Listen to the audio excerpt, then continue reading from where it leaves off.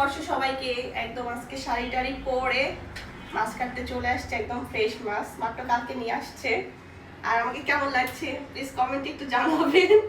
একদম বাঙালিয়ানা ভাবে শাড়ি টাড়ি পরে মাছ কাটবো একদম, যেহেতু পয়লা বৈশাখ বলে কথা, এখন মাছটা কাটবো। আর আজকে অনেক কিছু আইটেম করবো আর কি, সাথে বেগুন ভাজা, তারপর হচ্ছে আলু ভর্তা করব, ডিম ভর্তা করব। আর একটা স্পেশাল জিনিস, এটা হচ্ছে বাচ্চাদের জন্য, বিশেষ করে চিকেন সসেস, এটা আমি অর্ডার করে কিনছি।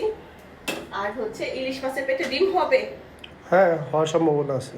কালকে বলে দিছি যে ইলিশ মাছ আনার সময় যেন পেটে ডিম হয়, কারণ ডিম ছাড়া তো পয়লা বৈশাখ হবেই না। তো এখন মাছের আইসটা গোলা ফালাইবো। আলু ভর্তা, ডিম ভর্তা হবে, সাথে অনেক কিছু হবে। তো সবাইকে অনেক অনেক দাওয়াত রইলো। তো আমি মাছটা কাটি। পান্তা ভাত কে আছে? হ্যাঁ, আমাকে কেমন লাগতেছে? পান্তা ভাত খাবো না আজকে, বৈশাখ বলে কথা, পান্তা ভাত তো খেতেই হবে। আমাকে কেমন লাগছে ওটা বলো। ভালোই লাগতেছে। এই প্রথম দেখলাম একদম শাড়ি টাড়ি পরে মাছ কাটতে চলে আসছি। হ্যাঁ, সুন্দর লাগতেছে।